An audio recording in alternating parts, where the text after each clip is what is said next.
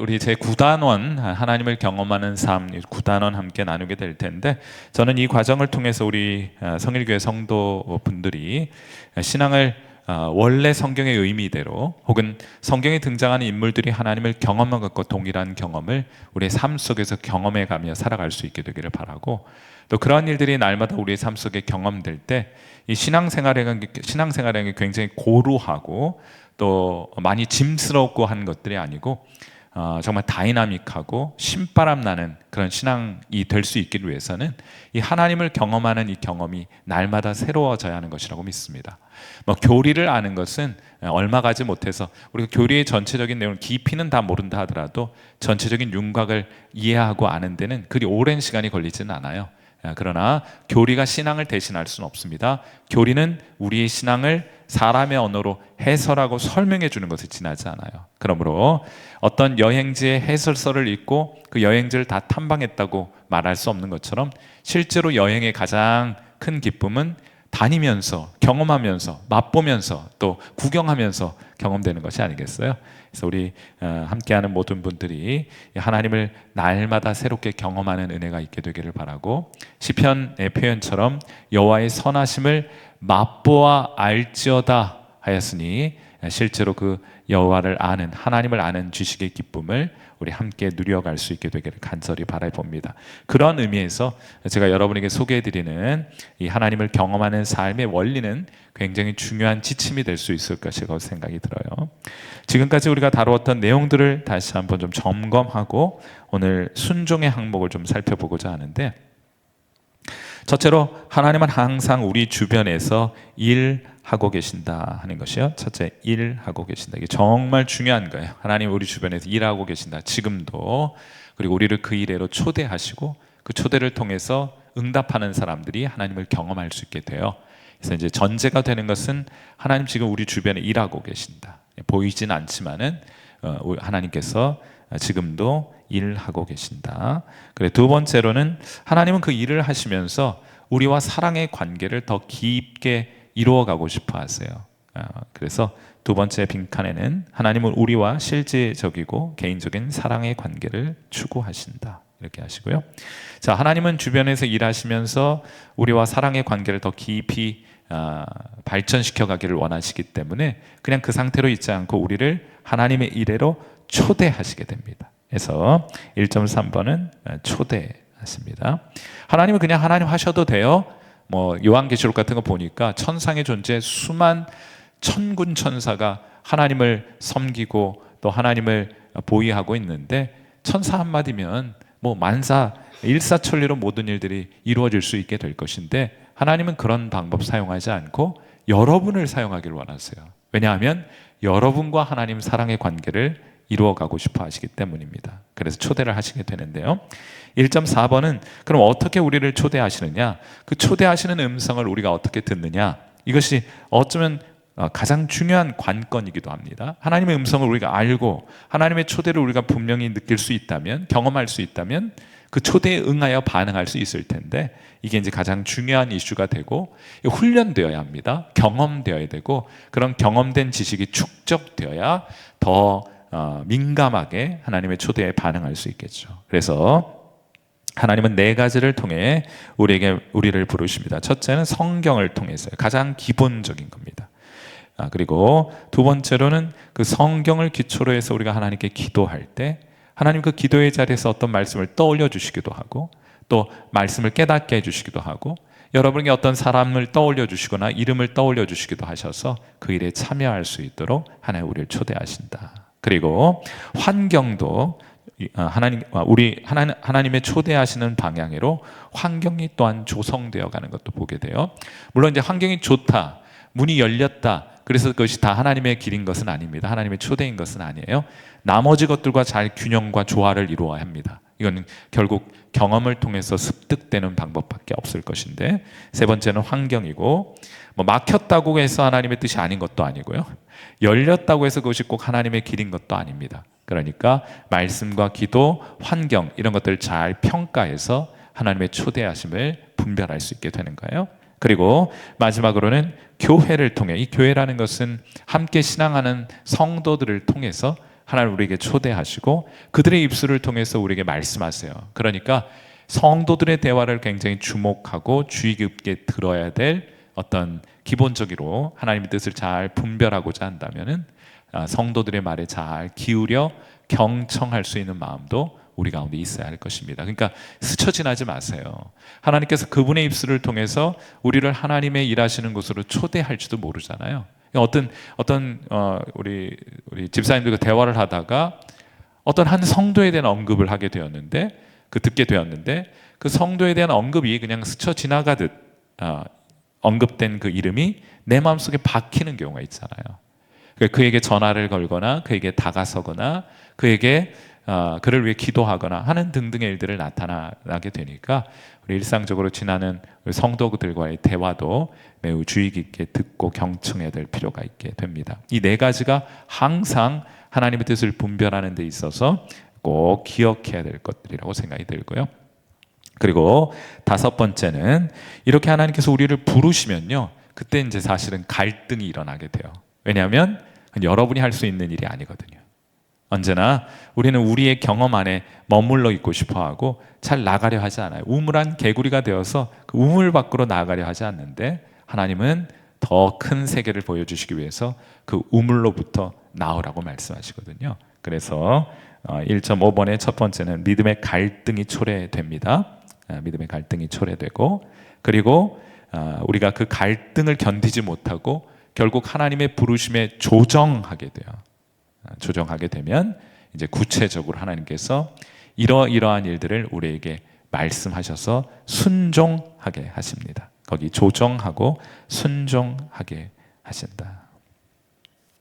이 패러다임을 잘 마음속에 간직하고 계세요. 그러니까 저는 이제 신앙생활을 하면서 제겐 참 제 신앙생활의 어떤 변곡점, 신학적으로는 제가 유학 중에 로마서 3장 말씀을 깊이 깨닫는 은혜가 있어서 신학적으로 제게 큰 변곡점은 로마서 3장을 연구하는 중에 있었던 것이고, 신앙생활이나 혹은 목회에 있어서의 변곡점은 이 개념을 터득하게 되면서부터였습니다. 그게 뭔가 하면 가장 중요한 변화는 관찰하기 시작하는 거예요. 하나님 어디에서 일하시는가?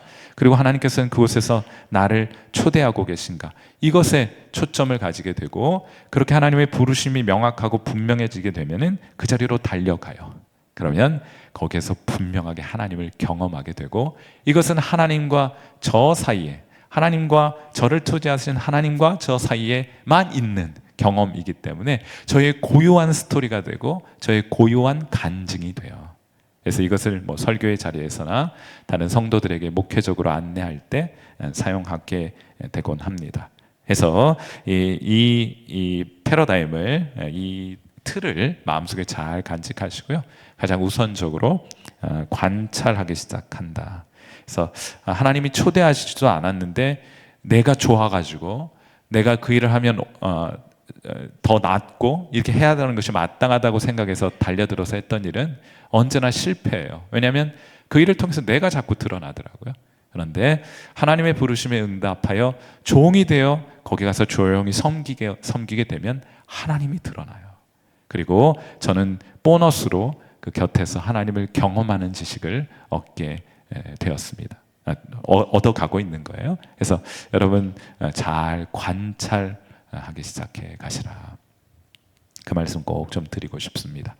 자, 오늘은 그 다섯 번째 항목에 있는 그 순종이라는 항목을 좀 살펴봐야 할 텐데, 우리 그 조정하고 순종이 조금 조정하거나 순종하는 게 다 비슷한 개념일 것 같아서 제가 조금만 차이를 두어서 설명을 좀 해드리자면, 조정한다는 것은 아직 구체적으로 어떤 일을 하라는 명령이 주어진 것은 아니에요. 예를 들면 구체적인 일정이 소개가 되어 있지는 않습니다.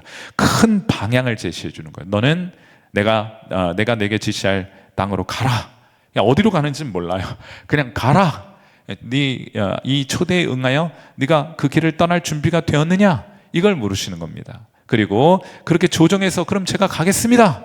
이렇게 하면 구체적으로 그때부터 하나님께서 한 걸음씩 그 다음 단계로 인도해 주시게 되는데, 그걸 순종이라고 부르는 거예요. 그래서 이 조정이라고 하는 것은 방향과 관련된 것이고, 그 다음에 순종이라고 하는 것은 그 방향으로 그 방향으로 걸어가면서 이루어지게 되는 어떤 일정들, 아주 구체적이고 세부적인 일정들과 관련된 것이라고 말할 수 있겠고, 이거를 그냥 전쟁으로 표현하자면, 제가 이제 하나님이 우리를 초대해 주시면 우리 마음속에 갈등이 일어난다 이렇게 말씀을 드렸잖아요. 어떻게 지난 한 주간 지내시면서 하나님의 말씀 때문에 거룩한 부담과 갈등을 경험하신 바 있으십니까?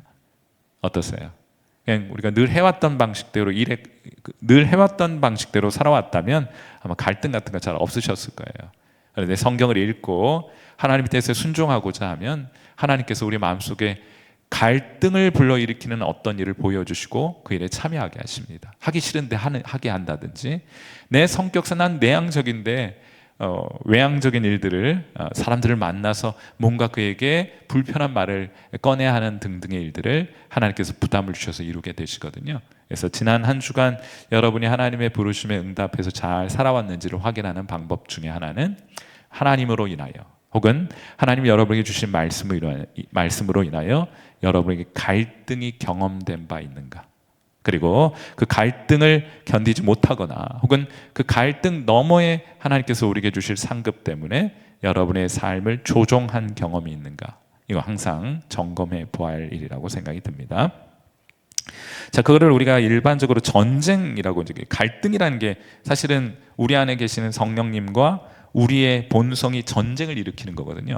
그래서 제가 이제 전쟁 용어로 이렇게 한번 설명해 보면 좋겠다 해서 2.1번 보시면은요, 조정은 항복을 선언하는 거예요. 항복을 선언한다. 하나님을 향한 절대적인 신뢰를 인정하는 것이 이 조정이라고 말할 수 있겠어요. 항복 선언, 거기다 선언이라고 쓰시면 됩니다. 선언. 자, 내가 일상 오늘 잘 살아가고 있어요. 그런데 하나님께서 저게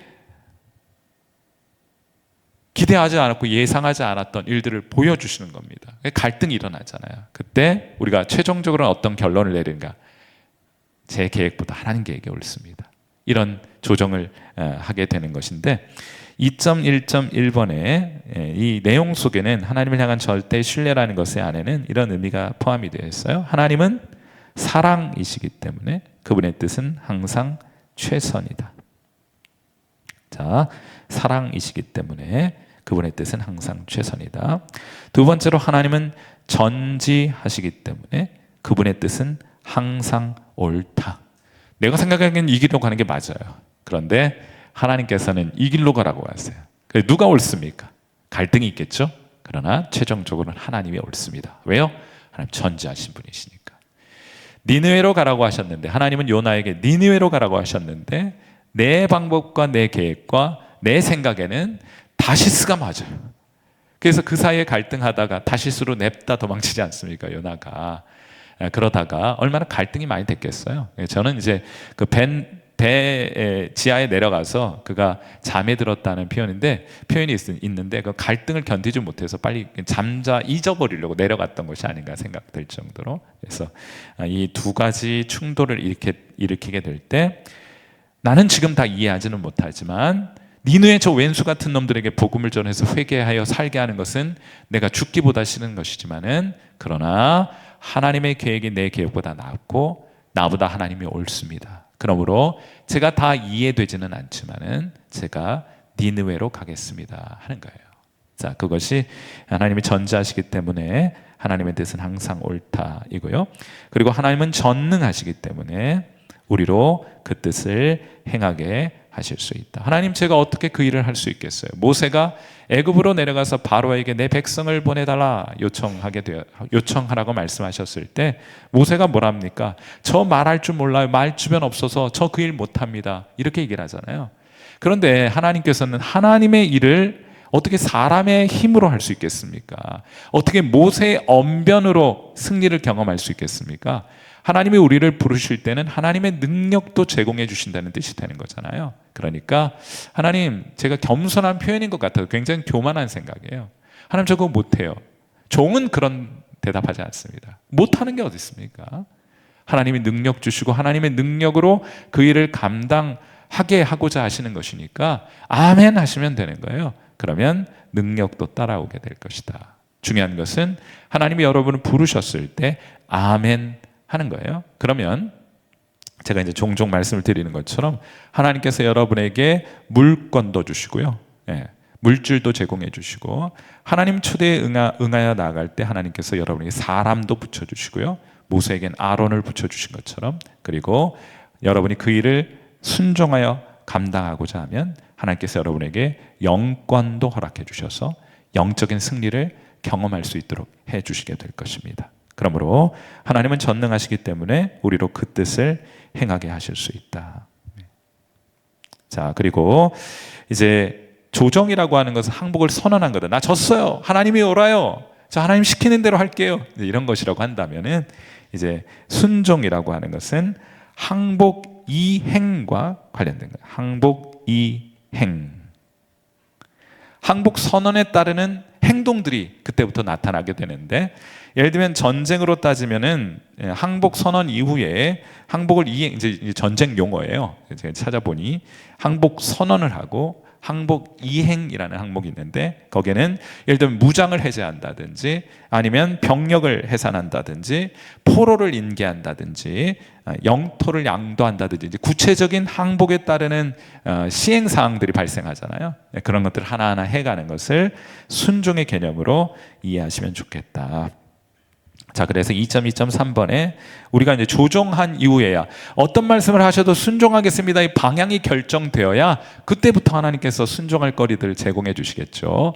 조정되지 않았는데 어떻게 순종을 할 거리를 주겠습니까? 어차피 안 할 건데 아직은요. 그렇지 않습니까? 여전히 갈등하고 있고 하나님 앞에 항복을 선언하지 않았는데 구체적으로 이것 해라 저것 해라고 말씀해 주신들 우리가 그것 하겠습니까? 항목마다 갈등하고 있겠죠. 하나님 그렇게 일하시지 않고 조정을 끝내라 하시는 거예요. 전폭적으로 하나님께 순종하기를 선언하라 하는 겁니다. 그렇게 되면 이제 아주 세부적으로 보여주시기 시작할 거예요. 그래서 2.2.3번에 우리가 조정한 이후에야 비로소 하나님 명을 내리신다. 이해가 되시겠죠, 그렇죠? 삶의 방향을 조정하셔야 돼요. 자, 그래서 우리가 이제 하나님의 뜻에 이제 조정이 끝났고 이제 순종하면서 한 걸음 한 걸음 순종해 가게 될 때 어떤 자세를 가지고 순종하게 되느냐? 그것은 방관한다든지, 하나님 이렇게 부르셨는데, 하나님 보여주셨는데, 저 형제를 마음속에 불러 일으켜 주셨는데, 전화를 걸거나 그를 만나라고 말씀을 하셨는데, 난 몰라, 저 배기 싫어, 저 사람하고 같이 안 할 거야, 다가서면 또 상처받게 될 텐데 하면서 방관하고 있거나, 하나님과 막 토론해요. 제가 왜 가야 됩니까? 저 사람이 어떤 사람인데, 제가 어떻게 했는데, 막 이러면서 하나님과 토론하고 논쟁하는 것이 아니라 이제 방향 조정이 끝났기 때문에 하나님께서 그렇게 불러주신 데는 이유가 있고 하나님의 방법이 옳습니다, 하나님의 계획이 뜻이 옳습니다 하는 것이 선언되었기 때문에 그때 우리는 무조건 순종해야 하는 거예요. 방관, 토론, 논쟁하는 자세를 취하지 않고 순종하게 됩니다. 누가복음 17장 10절 말씀이에요. 이 조정이 끝난 사람들과 일하는 게 참 좋습니다. 조정이 끝난 사람들과 함께 교회에서 사역하는 건 참 즐거운 일이에요. 자, 우리 누가복음 17장 10절 말씀 우리 같이 한번 읽어보는데, 우리 주님을 향한, 우리를 부르시는, 초대하시는 하나님에 대한 우리의 반응은 이런 것이야 합니다. 자, 누가복음 17장 10절 말씀 같이 읽습니다. 시작. 이와 같이 너희도 명령 받은 것을 다 행한 후에 이르기를 우리는 무익한 종이라 우리가 하여야 할 일을 한 것뿐이라 할지니라. 아멘. 우리가 하여야 할 일은 무엇입니까? 주께서 명령하신 그것을 이행하는 것이에요. 하나님 명령하신 것을 이행하는 거예요. 우리는 그것 하는 겁니다. 자, 그래서 순종은 이제 이때 우리가 이제 막 억지로 하기 싫은데 하나님 막 시키니까 니느웨로 가기 싫은데 막 다시스로 도망가는 요나가 마지못해 가지고 니네로 돌아간다는 그런 순종과 관련해서 우리가 가지고 있는 생각은 하기 싫은 것을 억지로 시키시니까 어쩔 수 없이 하게 된다, 이런 개념들을 가지고 있는데 그건 잘못된 거예요, 전제가. 왜냐하면 이 모든 일들이 지금 우리를 초대하시거나 조정하게 하시거나 순종하게 하시는 궁극적인 목적이 뭐냐면 우리가 하기 싫은 일을 시키시는, 그래서 하나님의 권위를 드러내시고자 하는 것이 하나님의 목적이 아니라, 하나님께서 이런 일들을 하시는 이유가 뭐예요? 여러분에게 하나님을 경험케 하여 하나님을 더 사랑하게 하고자 하는 동기로 모든 일들이 이루어지고 있는 것이니, 여기서 말하는 순종이라고 하는 것은 억지로나 인색함으로 하는 것이 아니라, 제가 하기 싫지만은, 제 성정에 맞지도 않지만은 제 성정에 맞지 않는 일을 하는 것을 통해 하나님을 경험할 수만 있다면, 내가 하나님을 더 사랑할 수만 있다면 기꺼이 그 일을 감당하겠습니다 하는 사랑이 동기가 돼서 하는 순종이, 제가 지금 여러분과 함께 나누고자 하는 그 순종의 이 저변과 근저에 깔려있는 전제가 되는 거예요. 하나님 사랑하기 때문에 순종합니다. 여러분, 그건 남편과 아내 사이에도 마찬가지잖아요. 사랑하면 상대가 원하는 것들을 하고자 하는 마음을 가지는데 억지로나 인색함으로 합니까? 그럴 때도 있지. 그럴 때도 있지만은 기본적인 마음은 서로를 더 깊이 알고 더 하나됨을 위해서 서로에게 순종하는 모습들을 보이게 되는 거잖아요. 그러니까 언제나 기억하셔야 될 것은, 이게 막 억지로 순종이라는 개념은 하기 싫어, 막 하기 싫은데 억지로 한다는 개념은 다 사탄이 심어놓은 생각들이에요. 하나님께 순종하는 것은 하나님을 향한 우리 사랑의 표현이다. 자, 우리 빈칸 3.1.3번에 하나님을 향한 사랑의 표현이다. 자, 우리 요한복음 14장 21절, 오늘 함께 읽었던 본문인데요, 같이 한번 읽어보죠. 하나님을 사랑하는 자들은 하나님께 대하여 어떠한 마음과 자세를 취하는 것이냐. 자, 요한복음 14장 21절 말씀 같이 읽습니다. 시작. 나의 계명을 지키는 자라야 나를 사랑하는 자니, 나를 사랑하는 자는 내 아버지께 사랑을 받을 것이요 나도 그를 사랑하여 그에게 나를 나타내리라. 아멘. 우리가 어떻게 우리에게 나타나시는 하나님을 경험합니까? 언제요? 하나님의 계명에 순종하게 될 때 경험된다. 아무것도 하지 않으면서, 하나님께서 우리에게 말씀하시는 것은 1도 순종할 마음이 없으면서 하나님 더 깊이 알고 싶습니다라는 말은 성경에선 성립되지 않은 공식이에요. 우리가 하나님을 알려면, 하나님을 더 깊이 경험하려면, 하나님이 여러분에 직접 나타나는 것을 경험하려면 어떻게 합니까? 그분의 계명에 순종하게 될 때 나타나게 되는 것이다. 그러므로 하나님을 사랑하는 마음을 가진 사람, 하나님을 더 깊이 알고 싶은 마음을 가진 사람들이 하는 것이 순종이에요. 근데 많은 경우 어떻습니까? 벌 받지 않으려고 하는 순종. 내가 이렇게 하지 않으면 하나님 내게 벌을 주시겠지, 내가 지금 소중하게 생각하는 것 하나님이 앗아가시겠지, 그러니까 그거 지키려고 하나님께 순종하는 사람들이 있잖아요. 다 사탄의 변질된 하나님의 말씀, 사탄이 전하는 변질된 하나님의 말씀을 수용했기 때문에 나타나는 현상이에요. 하나님 우리에게 왜 명령하시고 왜 우리에게 말씀을 주십니까? 순종하여 하나님을 더 깊이 경험케 하기 위해서. 그 방법 외에는 하나님을 경험할 수 있는 방법이 없으니까 하나님 그 방법 쓰시는 거예요. 그러므로 여러분에게 주시는 말씀 하나하나를 그냥 스쳐 지내버리면 하나님 그 말씀을 통해 하나님을 경험할 방법이 없어요. 그러니까 제가 서두에 말씀드렸던 것처럼 관찰하라. 어디서 일하시는지, 어떤 말씀이 내 귀에 들려오는지, 그것들을 통해서 하나님 내게 어떤 일들을 순종하라고 말씀하시는지 관찰하고 분별하여 하나님의 초대인 것이 분명해진다면 조정 끝내놓고 구체적으로 순종하는 거예요. 전화하는 겁니다. 다가서는 겁니다. 지갑을 열어 섬기는 거예요. 이런 일들을 통해서 전도하고요, 또 하나님이 부르시는 것은 무엇이든지 순종하여 행하게 될 때 그 일을 통해서 여러분 나타나시는 하나님을 경험하게 되는 겁니다. 신바람 나는 일이에요. 그래서 우리 이렇게 한번 종의 자세, 조정이 끝나 순종의 단계에 들어간 사람들이 고백하는 고백을 한번 같이 고백해 보도록 할게요. 여러분, 유인물에 주님 이렇게 되어 있는 부분이 있습니까? 여기 자막에도 나오네요. 우리 유튜브 상에서 함께 예배 드리시는 분들께서는 이 자막 함께 좀 따라해 보시고요. 그리고 우리 이 자리에 계신 분들은 자막이나 유인물을 함께 읽으시면 되겠습니다. 우리 같이 한번 우리 기도로 고백해 보도록 하죠. 같이 고백합니다. 시작. 주님, 주께서 요구하시는 것은 무엇이라도 하겠습니다. 주님이 원하시면 어디라도 가겠습니다. 환경이 어떻든지 기꺼이 주님을 따르겠습니다.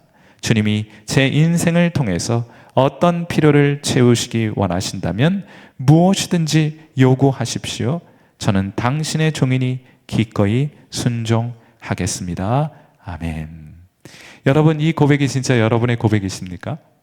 하나님이 여러분에게 무엇을 요구하시더라도 그렇게 할 용의가 되어 계십니까? 하나님 여러분을 어디로 보내시든지 그곳으로 가서 주님을 섬기고 따르실 수 있겠습니까? 아멘이세요?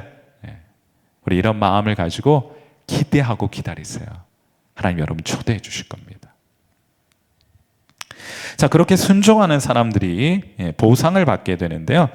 당연히 하나님께서 순종하는 자들에게 보상을 주실 텐데, 우리가 이제 그런 얘기 그만하고요. 이제 우리 성일교회 성도들 수준 정도 됐으면 이제 뭐 하나님 자식들 좋은 대학 가게 해주시고 돈 좀 많이 벌게 해주시고 건강 주시고 하는 일들마다 막 사업 형통하고 그런 거 구하십시오.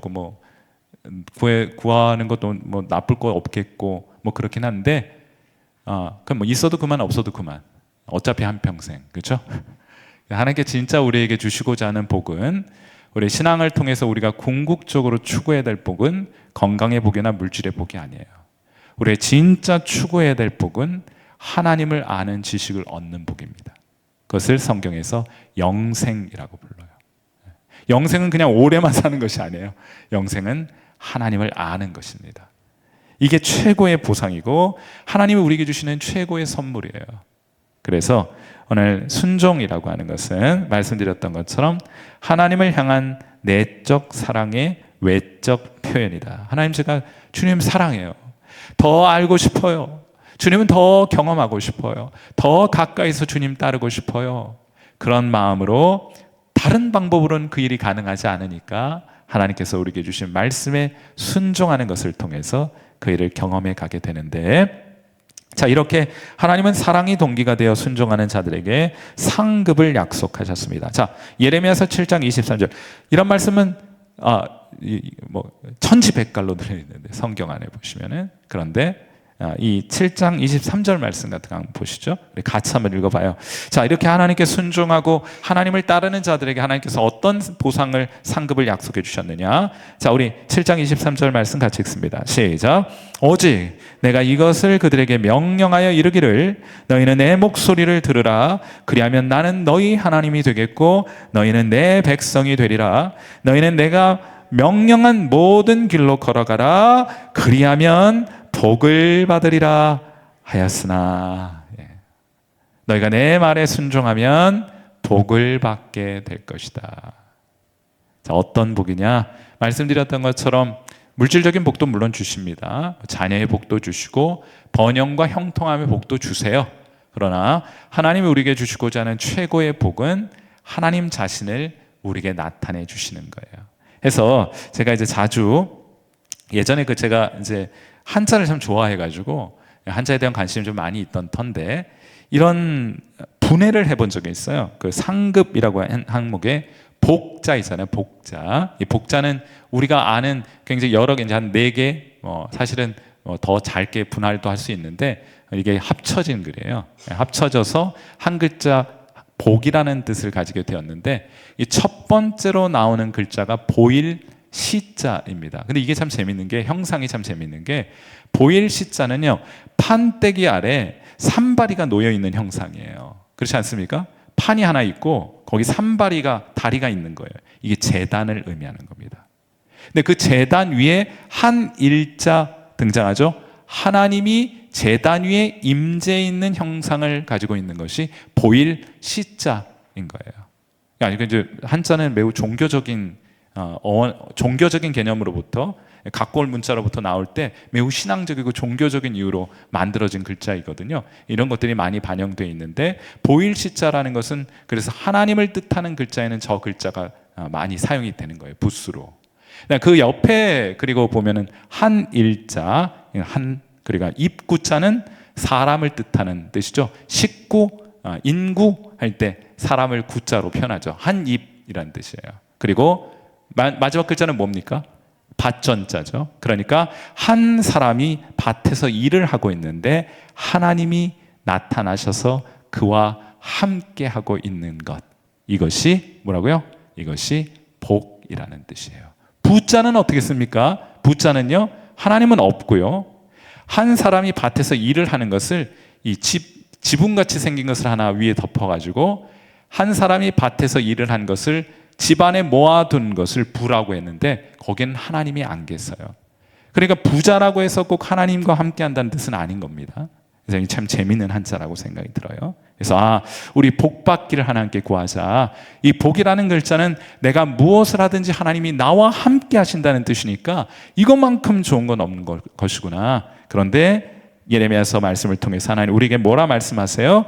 자, 내가 명령한 모든 길로 걸어가라. 그리하면 복을 받으리라. 내가 너와 함께 할 것이라 하는 뜻이에요.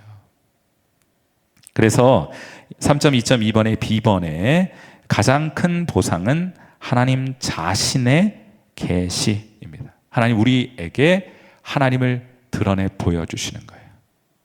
야, 다른 사람들은 이 똑같은 일을 경험하고도 어떤 사람은 하나님을 경험하지 못하는데 똑같은 일을 하고서도 하나님을 경험한 사람들이 있어요. 왜 그렇습니까? 하나님께서 그 사람에게 개인적이고 사실적으로 하나님을 드러내 보여주셨기 때문이에요. 완전히 다른 종류의 신앙생활을 하는 겁니다. 요한복음 14장 21절 말씀도 같이 한번 읽겠습니다. 자, 시작.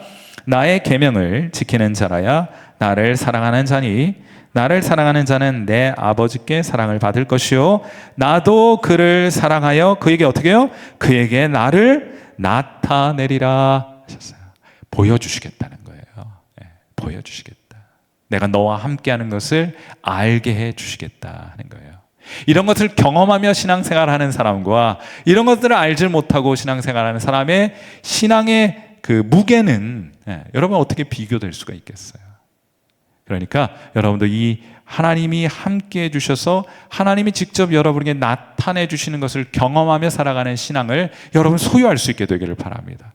이런 신앙을 추구하며 살아가는 저와 여러분 되시기를 주님의 이름으로 축원해 드립니다. 그래야 만날 때마다 우리를 만나 주시고 우리에게 보여주신 하나님을 자랑하며 신앙생활할 수 있지 않겠어요? 그래서 꼭 이것이 우리의 신앙생활의 목표 될 수 있기를 바라고 몇 가지 성경 구절 더 한번 읽어보죠. 누가복음 6장 46절과 47절 말씀 같이 읽어요. 시작. 너희는 나를 불러 주여 주여 하면서도 어찌하여 내가 말하는 것을 행하지 아니하느냐? 내게 나와 내 말을 듣고 행하는 자마다 누구와 같은 것을 어떻게 해요? 너희에게 보이리라.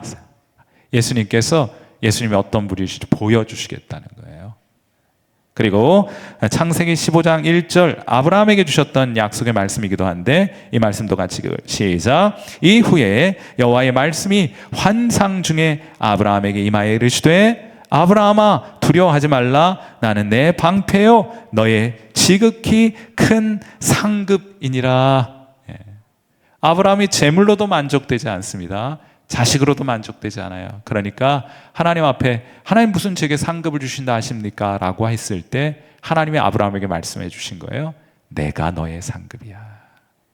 멋지지 않습니까? 우리 신앙생활은 우리의 가장 지극히 큰 상급 되시는 하나님과의 만남, 하나님과 동행하고 함께하는 것을 추구하며 살아가는 신앙이 정말 멋진 예수 믿는 신앙의 본질이라고 믿습니다. 순종에도 여러 단계가 있어요. 그래서 이게 이제 말씀드렸던 것처럼 친밀하지 않는데 여러분을 그 다음 단계 순종으로 순종하지도 않을 건데 여러분에게 명령을 주시지는 않을 거 아니겠습니까? 그러니까 부지런히 하나님과 친밀함을 쌓아가서 하나님 너무 좋아서 하나님 더 알고 싶어요. 이런 마음 가진 사람들에게 그 다음 스텝을 알려주시겠죠. 아마 말씀 주셔도 뭐 자기 욕심에 사로잡혀 있어가지고 자기 것만 신경 쓰고 있는데 하나님 무슨 명령을 주시고 조정을 말씀하시겠어요. 그러니까 이 모든 일들은 친밀함이 전제로 되어 있는 것이다. 하나님 더 사랑하고자 하는 마음을 가진 사람들에게 더 큰 믿음의 갈등을 일으켜 주셔서 하나님을 더 깊이 경험하는 자리로 인도해 가시는 것이다. 그래서 순종에도 단계가 있어요. 첫 번째는 일반적인 초대입니다. 아주 명확해요. 하나님께서 매우 명확하게 이게 내 뜻이다 하고 말씀해 주신 그런 말씀들이 있습니다. 예컨대 데살로니가전서 5장 16절부터 18절 항상 나와야 되는데 항상 기뻐하라 쉬지 말고 기도하라 범사에 감사하라 이는 그리스도 안에서 너희를 향한 나의 뜻이라고 말씀하셨잖아요. 하나님의 매우 분명한 뜻이에요. 항상 기뻐하십시오. 쉬지 말고 기도하십시오. 범사에 감사하십시오. 대표적으로. 여러분은 하루 기쁘시게 사셨습니까? 여러분 기뻐요? 여러분 얼굴 보니까 오늘 굉장히 기쁘시다. 예. 제가 그 몇 주 전 통 어두워갖고 얼굴이 조명을 더 달아야 되나 뭐 이런 생각을 가지기도 했었는데 여러분 항상 기쁘십니까? 예. 여러분 항상 하나님을 의식하며 기도하고 계십니까? 예. 기도를 무릎 꿇고 시간 내서 하는 것만 기도라면 항상 쉬지 않고 기도하는 건 불가능합니다. 기도는 하나님을 여러분의 의식에 머물러 두게 하시는 거예요. 무엇을 하든지 여러분이 어떤 일을 하든지 하나님을 염두에 두고 있다면 여러분 기도의 모드 안에 있는 것이라고 말할 수 있어요. 여러분 그런 의미에서 여러분 쉬지 않고 기도하셨습니까? 범사에 감사하셨습니까? 에이, 오늘 반찬 투정하신 분들 몇 분 계시네요. 그죠? 항상 감사하는 마음, 이런 기본적이고 아주 명확한 하나님의 뜻에 순종하는 것으로부터 하나님과의 친밀함을 쌓아가는 것입니다. 자, 그렇게 일반적인 초대가 있고, 두 번째로는 하나님과 친밀한 사람이 누리는 특권이 있어요. 하나님께서 하나님과 친밀한 사람이 누리는 특권, 그들에게 하나님 특별한 초대를 허락하십니다. 그 사람만 알아요. 그 사람에게 주는, 그 사람에게만, 항상 기뻐하라, 쉬지 말고 기도하라, 범사에 감사하라는 것은 우리 성도 모두에게 주신 하나님의 일반적인 명령이라고 한다면은, 여기 특별한 초대는 그 사람만 알고 그 사람만 듣고 그 사람만 느끼는 하나님의 초대가 있어요. 다메섹 도상으로 가던 바울이 찬란한 빛과 천둥과 같은 소리를 보고 듣잖아요. 근데 주변 사람들은 하나님의 음성, 천둥 소리만 들었다고 하지 바울을 부르시는 주님의 음성을 그들은 듣지 못합니다. 왜 그렇습니까? 하나님께서 바울에게만 주시는 특별한 음성이기 때문이에요. 그러나 바울은 분명히 그리스도께서 내게 말씀하셨다는 것을 알아요. 주변 사람은 알지 못합니다. 왜요? 그 사람에게만 주시는 하나님의 특별한 명령이 있기 때문이에요. 그 명령에 순종하게 될 때 그 사람만 경험하게 되는 하나님에 관한 독특한 지식을 하나 습득하게 되는데, 우리가 그것을 개인적이고 사실적이고 인격적인 하나님의 지식이라고 부르는 겁니다. 이거 맛보아가는 거예요. 자, 그러한 초대에 응하게 하는데, 자, 우리가 물론 이제 하나님께서 이거를 이렇게 해라, 뭐 예를 들면 이런 마음의 거룩한 부담을 주셔서 말씀, 기도, 환경, 교회를 통해서 분별해 보니 이게 하나님의 음성이 분명하고 나를 초대하시는 것이 너무나 분명해요. 그래서 순종했습니다.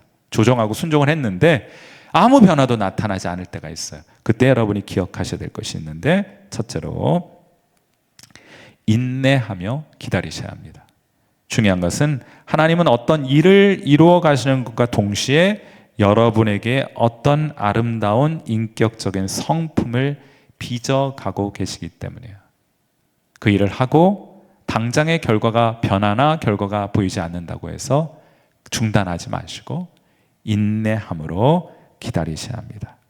그리고 자, 이제 새로운 초대가 있기까지 하나님께서 어떤 초대에 응하여 하나님을 경험하게 해요. 한동안 침묵하십니다. 왜냐하면 그 침묵의 의미는 여러분에게 그 다음 단계로 인도하실 때는 침묵하세요.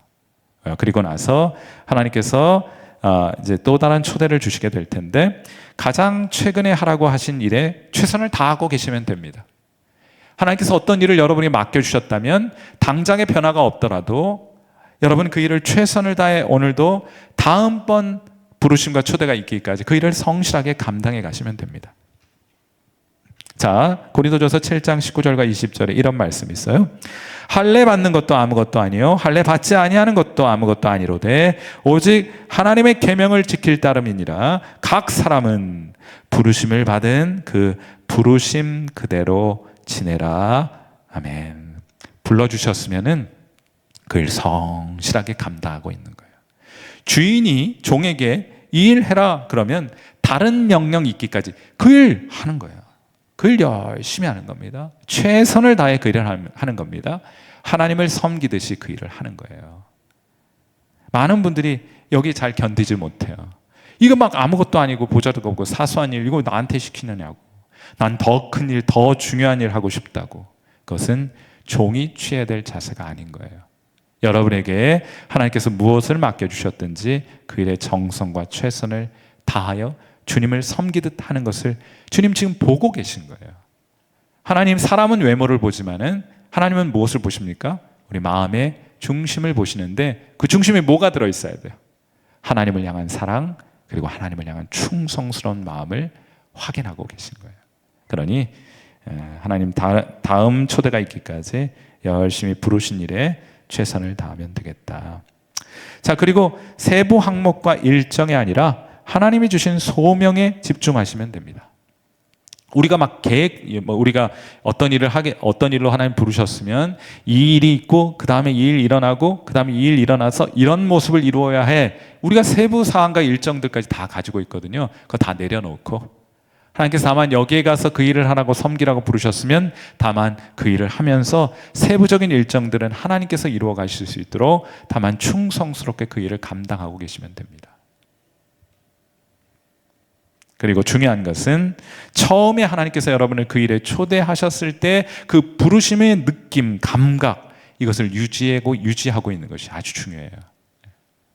제가 말씀드렸던 것처럼 저는 그 대학 졸업할 때쯤 하나님께서 제게 소명의 말씀으로 이사야서 40장 1절 말씀을 주셨어요. 너희는 내 백성을 위로하라는 말씀을 주셨는데 저는 그날 아침을 아직도 지금도 어제 일인 것처럼 생생하게 마음속에 기억하고 있어요. 너무 배가 고파가지고 금식을 하세요. 우리가 잊혀지지 않는 그런 상황과 그런 분위기와 그런 어떤 내적인 갈등과 확신 이런 것들에 대한 감각이 진짜 어제 일인 것처럼 아직도 생생하게 기억하고 간직하고 있어요. 아마 소명이라는 것이 그런 것이 아닌가 싶은 생각이 듭니다. 그래서 여러분들 꼭 이런 일들을 좀 기억하시고 불순종에는 값비싼 대가가 따릅니다. 물론 이제 조정이 끝났다고 해서 늘 순종만 하고 있는 것은 아니겠죠. 조정에 대가 이제 불순종할 때가 있죠. 그런데 하나님은요 또 한 번의 기회를 주십니다.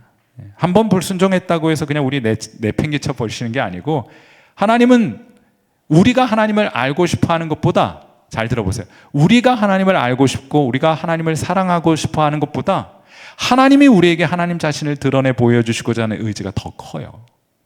이 얼마나 복음인지 모릅니다. 그러니까 우리가 실패한다고 해서 우리의 기회를 박탈하는 것이 아니라 하나님 또 한 번 기회를 주세요. 왜냐하면 하나님은 사랑의 관계를 포기하지 않으시기 때문입니다. 그러나 불순종에는 값비싼 대가가 따르죠. 소극적인 비극이 있습니다. 하나님의 명령과 말씀에 불순종하기 때문에 지불하게 되는 물리적이거나 육체적인 어려움들이 따를 수 있어요. 그것은 저는 이 비극은 그냥 소극적 비극이라고 표현해 보고 싶어요. 불순종하면 불순종하게 되면은 거기에 따르는 값비싼 대가가 따라오게 된다. 그런데 진짜 적극적인 비극이 있어요. 그게 뭔가 하면은 4.2.4번인데요. 우리가 하나님의 초대했는데 그 초대에 응하지 않게 되면 잃어버리는 것이 뭐냐? 잃어버리는 것이 뭡니까? 불순종은 구원을 잃어버리게 하는 것이 아니고 하나님과의 친밀감을 빼앗겨 버리게 되는 결과를 가져와요. 그리고 더 중요한 것은 우리 생애 가장 신나는 경험을 놓치게 되는 그런 비극적인 일들이 우리에게 주어집니다. 하나님 초대했다는 것은 하나님 보여주시겠다는 뜻이거든요. 근데 그 기회를 놓쳐버린다면 천추의 한이 되지 않겠습니까? 제가 여러분 예배를 빠지지 말아야 한다. 뭐 이런 여러 가지 각도에서 말할 수 있는데 신앙생활을 처음 할 때 이런 생각을 했어요. 하나님 너무 만나고 싶은 거예요. 그런데 문득 이런 생각이 드는 겁니다. 내가 오늘 이 주일 예배 참석하지 못했는데 이때 하나님의 영광과 임재가 그 예배 가운데 나타난다면 난 진짜 천추의 한이 되어서 제 선택을 두고두고 용납하지 못할 것 같다는 두려움이 있었어요. 그래가지고 하나님의 임재와 하나님을 경험하는 그 기회를 놓치지 않기 위해서라도 나는 주일 예배를 사실은 제가 정확한 기억은 나지 않습니다. 제가 병원에 있었을 때가 주일을 꼈는지 그런 경우는 잘 모르겠는데 처음 예수님을 영접한 이후에 뭐 기억력이 하도 가물가물해서 제가 알고 있는 기억으로는 제가 주일 예배를 걸러본 적은 없는 것 같은데 여러분도 그러시죠? 여기 계신 우리 권사님들, 장로님들도 마찬가지시잖아요. 그래서 우리 그런 마음으로 하나님을 경험하는 것이 그 외 다른 어떤 것과 비교할 수 없는 보배로운 것임을 우리 고백하는 신앙을 고백하는 그런 마음으로 우리 예배의 자리에 참석하셔서 하나님을 간구하고 바라보시면 하나님께서 여러분에게 큰 은혜 주시게 될 줄 믿습니다. 우리 마지막으로 우리 기도 시편 119편 33절과 33절부터 35절까지의 이 말씀을 우리 기도로 하나님께 올려드리고요. 오늘 순서를 마치고자 합니다. 자, 우리 함께 기도하겠습니다. 시작. 여호와여, 주의 율례들의 도를 내게 가르치소서. 내가 끝까지 지키리이다. 나로 하여금 깨닫게 하여 주소서. 내가 주의 법을 준행하며 전심으로 지키리이다. 나로 하여금 주의 계명들의 길로 행하게 하소서. 내가 이를 즐거워함이니이다. 아멘. 자, 우리 각자 오늘 마지막으로 음악 좀 들려주시고요. 각자 길지 않게 하나님, 제가 주님 알고 싶습니다. 주님 더 사랑하고 싶습니다. 이를 위해 하나님의 말씀에 순종하는 길 밖에는 달리 하나님을 더 깊이 알거나 사랑하는 방법 없다 하셨으니 제가 주님께 순종을 드리겠습니다. 주님 무엇이라도 말씀하시고 어디로 보내시든지 저 계산하지 않습니다. 저 논쟁하지 않겠습니다. 아멘하여 순종하겠습니다. 주님 더 깊이 알고 싶은 마음 때문입니다. 이런 마음으로 이 시간 하나님 앞에 여러분의 마음을 좀 고백해보는 시간 잠시 가지도록 할게요. 함께 기도하겠습니다.